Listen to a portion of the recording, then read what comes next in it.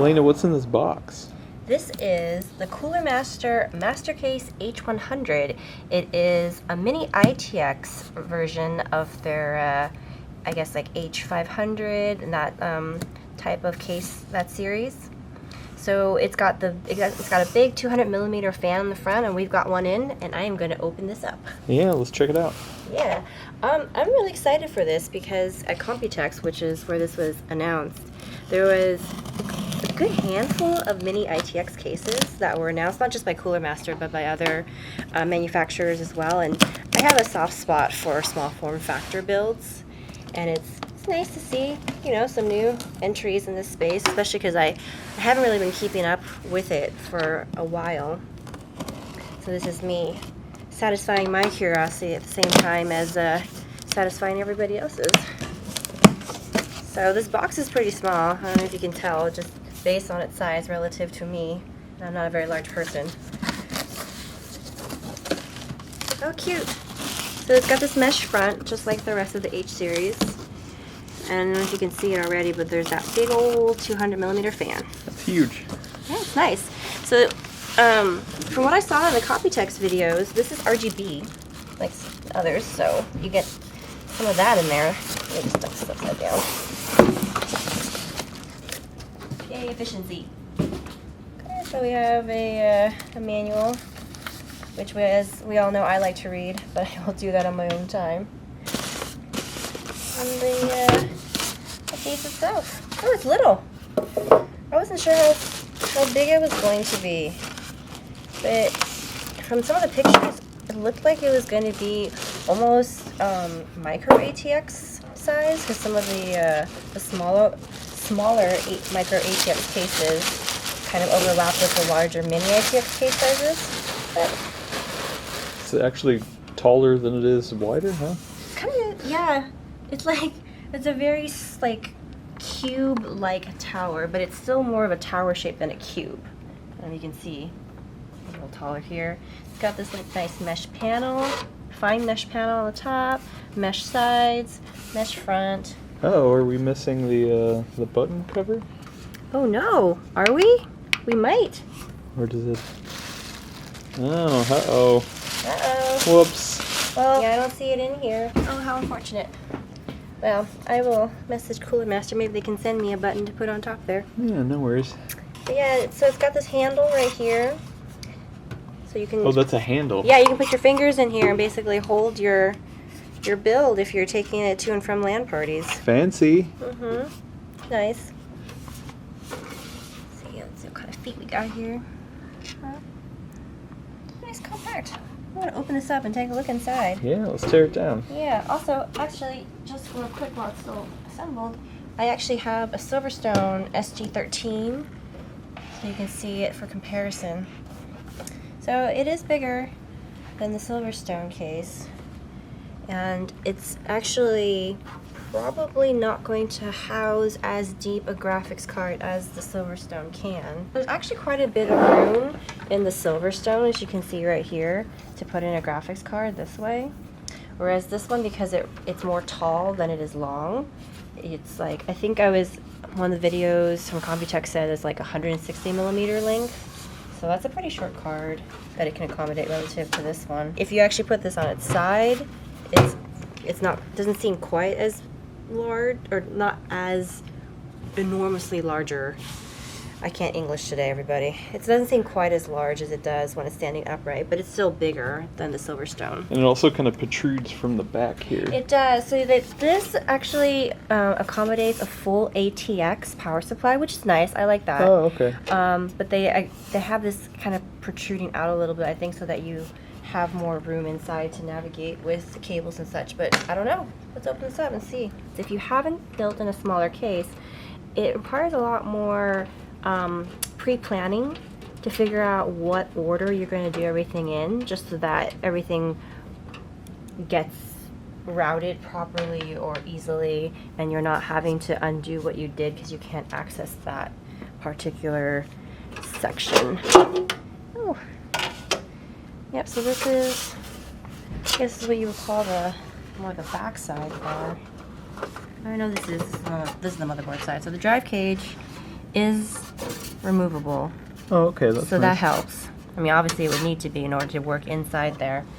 But I would have preferred, I mean, screws are okay, but it's just a lot more to have to work with. Which again is a thing that happens in cases like this. I mean, if you're an old hat with small form factor cases, so this will seem very clear to you. I don't do it often enough that it's immediately always obvious to me what the best path is.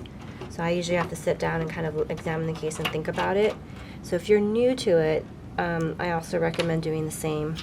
Just kind of looking at where everything is and then determining what steps you'll need to take to make sure all the components you have will install easily.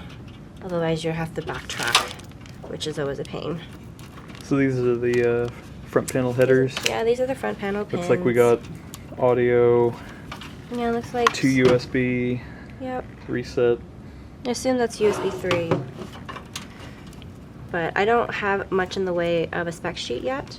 I also don't even have price. Speculation is that this will probably be around $60 US, maybe 70. The Silverstone, I believe, is around 60, so that would put it, you know, in that same category for competition. Yeah. Do you feel like you have enough length on these? Yeah, in a case like connectors? this, I mean, a case like this, they're really not that far to go, so there's plenty of room. And sometimes it's actually having too much length is a problem in cases this size, because then it wads up, and then there's not always like good place to put it or tuck it out of the way. But they've got, you know, channels here so that you can, you know, do, you know, cable routing. That helps.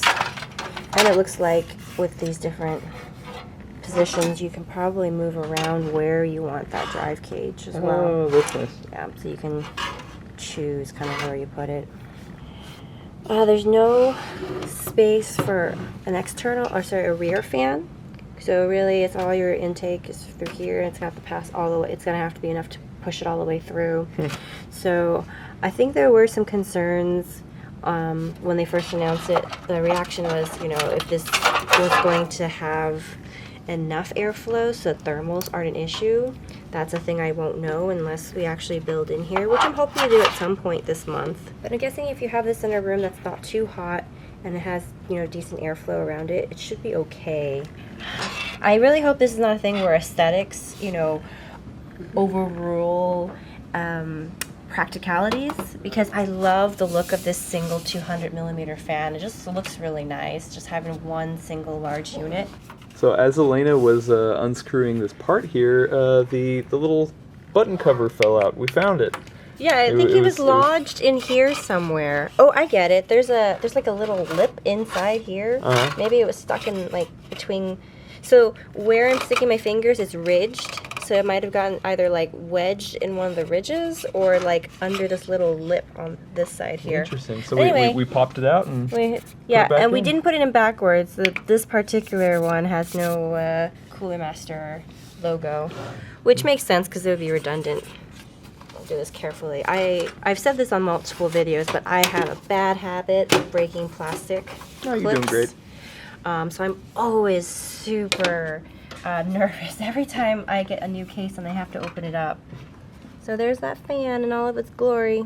So anyway, there's for this top portion, there's still these two screws right here that I think I need to take off so I can see what's going on with that metal panel. Let's see just how much we can take it down. Yeah. There we go.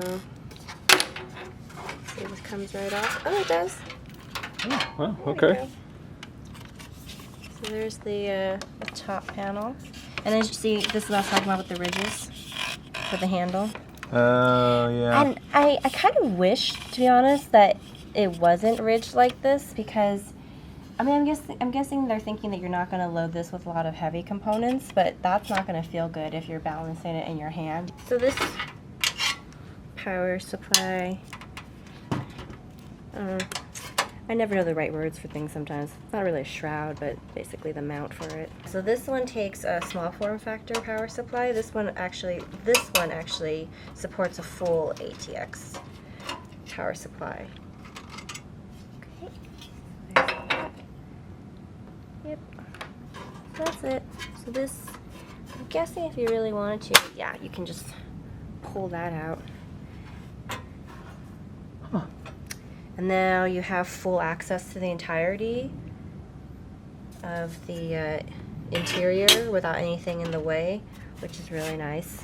So, yeah, you know, when you're building a small form factor case, even the tools you use make a difference. Like, we have this larger, like, big yellow screwdriver that we like to use sometimes because it has, like, a ratcheting action. You wouldn't be able to fit that in here depending on, you know, what part of the case you're working in. Oh, I see. Okay. Little plastic clips. Oh, Got it. there it goes. So I finally got it all disassembled. Yep. You're excited to build in it I and try it actually out? am really excited to build in this. It'll be interesting to work in a mini ITX case again. It's like the last couple years, it's all been, you know, mid towers and even one full-sized ATX tower. Cool, awesome. Thank you, Elena. Great. Thanks for tuning in. It'll be interesting to see how this does in a build and how the other small form factor cases look Cool. when we get them in. See you later. Bye.